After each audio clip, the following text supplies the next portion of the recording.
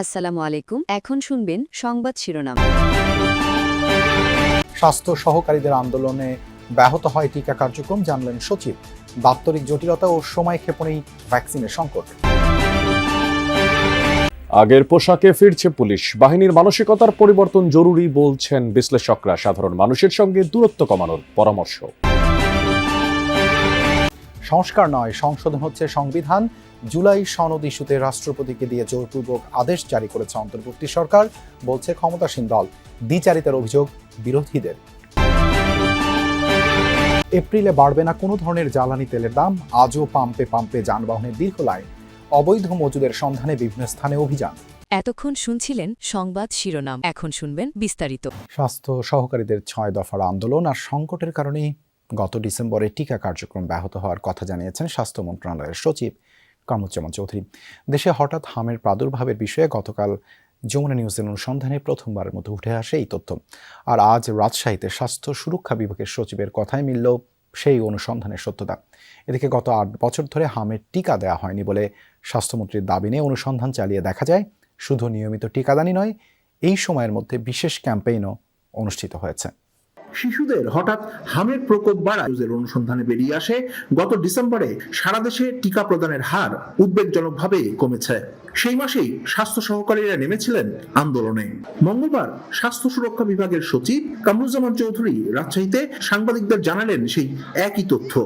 আমাদের স্বাস্থ্যকর্মীরা একসময় ছোট ছোট আন্দোলন করেছিল, কর্মবিরতি করেছিল। আমাদের টিকারও তখন কিছু সংকট তৈরি হয়েছিল। এই সংকট আবার কিছু মায়েরা ধরেন একদিন হয়তো এসছেন, সেদিন কর্মবিরতি ছিল, পরে ওই মায়েরা আর আসেননি। এই ধরনের কারণে কিছু জায়গায় গ্যাপ তৈরি হয়েছে। এই আমাদের ইনভেস্টিগেশনে, প্রাইমারি ইনভেস্টিগেশনে বলে যে ওই গ্যাপগুলোর কারণে এটা ছড়িয়েছে।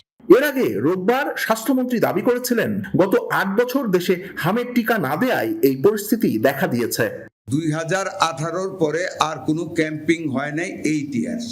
তবে অনুসন্ধানে দেখা গেছে এই সময়ের মধ্যে ইপিআই কর্মসূচির আওতায় 2 ধরনের হামের টিকাই নিয়মিত দেয়া হয়েছে।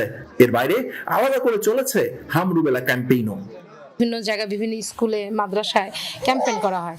তখন আমি ওখানে যে স্বাস্থ্য ক্লিনিক আছে আমাদের মাতোয়াইলে, ওইখানে গিয়ে যে তোমার জমজ বেবি, আমি করোনাকালীন সময় ওদেরকে ওখানে যে টিকাটা দিয়ে আসছি। টিকাটা দেওয়া হয়েছে 12/12/23-এ, তারপরে টিকাটাও দেওয়া হয়েছে 15/3/24-এ। কেউ যদি আপনার ওই মুহূর্তে যাইতে না পারে, তখন দেখা যাচ্ছে আরেকটা সুবিধা আছে আমাদের এখানে, আরবান আছে, যেহেতু আরবান থেকে তখন দেখা যাচ্ছে টিকাটা দেওয়া সুবিধা পাওয়া যায়। যদিও স্বাস্থ্যের সচিব বলছেন করোনা মহামারীর সময়ে টিকাদানে কিছুটা স্থবিরতা তৈরি হয়েছিল। রাজশাহীতে এসে তিনি হামের প্রাদুর্ভাব ও শিশু মৃত্যুর ঘটনায় দুঃখ প্রকাশ করে বলেন, পরিস্থিতি উন্নয়নে সব ব্যবস্থা নেওয়া হয়েছে, এতে দ্রুতই দেশে পৌঁছাবে হাম সহ 10 ধরনের টিকা। শর্টেজ আছে ডাক্তার এবং আমরা নার্স এবং অন্যান্য ইয়েতে আমরা এখান থেকে গিয়ে আমরা অর্ডার করে দিব। আমরা অন্যান্য ডাক্তারদেরকে এই আপৎকালীন সময় আমরা অ্যাটাচ করব। পরবর্তীতে প্রয়োজনে আমরা আরো ডাক্তার নিয়োজিত করব, যাতে আমাদের এই চিকিৎসা সেবায় যেন কোনো ধরনের বিঘ্ন না ঘটে। রাজশাহী মেডিকেল কলেজ হাসপাতাল পরিদর্শন করে সচিব জানান, বিশ্ব স্বাস্থ্য সংস্থার একটি প্রতিবেদন সরকারের হাতে এসেছে। পরিস্থিতির গুরুত্ব বিবেচনা করে আইসোলেশন ব্যবস্থা শক্তিশালী করার উদ্যোগ নেওয়া হয়েছে। আমরা একটা স্ট্র্যাটেজি নিচ্ছি যে রিং করে ওই এলাকাগুলোতে আমরা হার্ড ইমিউনিটি তৈরি করার জন্য ভ্যাকসিনের কার্যক্রম সহসাই শুরু করবে। এটা আপনারা জানেন, সরকার আমাদের এই স্বাস্থ্য ব্যবস্থায় এবং বাচ্চাদের হাম থেকে শুরু করে এই সংক্রামক সকল ব্যাধির ব্যাপারে টিকা কর্মসূচির ব্যাপারে সচেতন। রাজশাহী মেডিকেল কলেজ হাসপাতালকে 7টি ভেন্টিলেটর দেন সচিব। এছাড়া 3 মাসের মধ্যে রাজশাহী শিশু হাসপাতাল চালুরও আশ্বাস দেন তিনি।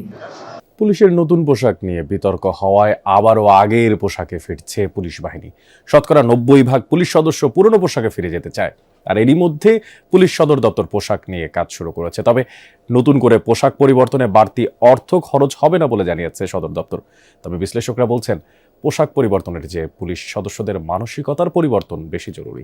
সাধারণ মানুষের সাথে পুলিশের দূরত্ব কমাতে মনোযোগ বাড়ানোর তাগিদ তাদের। 24-এর গণ অভ্যুত্থানের পর আন্দোলনকারী ও বিভিন্ন পক্ষ থেকে দাবি ওঠে পুলিশের পোশাক পরিবর্তনের। অন্তর্বর্তী সরকারের সময় পরিবর্তন করা হয় এই বাহিনীর পোশাক। শুরু থেকেই পোশাকের রং নিয়ে সমালোচনা ছিল। পছন্দ না হলেও সরকারি সিদ্ধান্ত মেনে নিয়ে গায়ে চড়ান নতুন পোশাক। কদিন না যেতেই পুলিশ সদস্যরা পোশাকের মান নিয়ে প্রশ্ন তুলেছেন। বিশেষ করে ঘাম শুষে নেয়ার ক্ষমতা কম, আবহাওয়া অনুপযোগী সহ কিছু অভিযোগ আছে ব্যবহারকারীদের। নোমান গ্রুপ পুলিশের পোশাক সরবরাহকারী প্রতিষ্ঠান। পোশাক নিয়ে অভিযোগের সত্যতা যাচাইয়ে নোমান গ্রুপের কাপড় ল্যাব টেস্টে পাঠায় পুলিশ সদর দপ্তর। রিপোর্টে দেখা যায় চুক্তি অনুযায়ী কাপড়ের আর্দ্রতা, সুতার ঘনত্ব পাওয়া যায়নি। পুলিশ সদর দপ্তর বলছে তদন্ত রিপোর্ট পেয়ে আইন অনুযায়ী ব্যবস্থা নেওয়া হবে। পোশাক পরিবর্তনে বাড়তি অর্থ বরাদ্দের প্রয়োজন হবে না বলেও জানালেন পুলিশের এই কর্মকর্তা। যদি পোশাক পরিবর্তন হয় শুধুমাত্র সেটা পোশাকের রং পরিবর্তন হয়, কিন্তু বাজেটের কিন্তু কোনো পরিবর্তন হয়, কারণ একই রকমের কাপড়, শুধু রং পরিবর্তন হয়। তাই সেক্ষেত্রে অতিরিক্ত বরাদ্দের কোনো প্রয়োজনও নাই। মান অনুযায়ী বা সঠিক যেই পরিমাণ কাপড় দেওয়ার কথা বা যেই মানের কাপড় দেওয়ার কথা, ওটা যদি না দেওয়া হয়ে থাকে অবশ্যই সেটা তারও গিয়া আইনানুগ ব্যবস্থা নেওয়া সম্ভব। স্বরাষ্ট্রমন্ত্রীও আভাস দিয়েছেন শিগগিরই পুরনো কোনো একটি পোশাকে ফিরছে পুলিশ। সদর দপ্তর বলছে 90% পুলিশ সদস্য পুরনো পোশাকে ফিরে যেতে চায়, এমন মতামত সরকারকে জানানো হয়েছে। সংবিধান সংশোধনের জন্য বিশেষ কমিটি করার সিদ্ধান্তের মধ্যে দিয়ে শেষ হলো জুলাই সনদ বাস্তবায়নে সংবিধান সংস্কার ইস্যুটি। কমিটিতে সরকার, বিরোধী দল, স্বতন্ত্র সদস্য ছাড়াও বিশেষজ্ঞরা থাকতে পারেন বলে জানিয়েছেন স্বরাষ্ট্রমন্ত্রী। আর বিরোধী দলীয় নেতার আহ্বান সমান সংখ্যক সদস্যদের নিয়ে এই কমিটি করার। এর আগে অধিবেশনে জুলাই সনদ বাস্তবায়ন আদেশকে অন্তর্বর্তী সরকারের অন্তহীন প্রতারণার দলিল বলে মন্তব্য করেন স্বরাষ্ট্রমন্ত্রী। বলেন, অসাংবিধানিক আদেশের বলে বেআইনিভাবে কোনো কিছুই বৈধতা পেতে পারে না। তবে জুলাই সনদ বাস্তবায়ন নিয়ে সরকারের বিরুদ্ধে দ্বিচারিতার অভিযোগ করেছে বিরোধী দল। স্পিকার হাফিজ উদ্দিন আহমেদের সভাপতিত্বে জুলাই জাতীয় সনদ বাস্তবায়ন ও সংবিধান সংস্কার পরিষদের অধিবেশন আহ্বান করা নিয়ে বিরোধী দলের মুলতবি প্রস্তাবের উপর চলমান 2 ঘন্টার আলোচনায় এসব বলেছেন সরকার দল ও বিরোধী দলের সাংসদরা। এপ্রিলে কোনো ধরনের জ্বালানি তেলের দাম বাড়ছে না, এমনটাই নিশ্চিত করেছে জ্বালানি বিভাগ। মন্ত্রণালয়ের মুখপাত্র বলেছেন, দেশের সব ধরনের জ্বালানির পর্যাপ্ত মজুদ রয়েছে, ডিপো থেকে সরবরাহ নেই কোনো ঘাটতি। এলপিজি নিয়েও শঙ্কা নেই।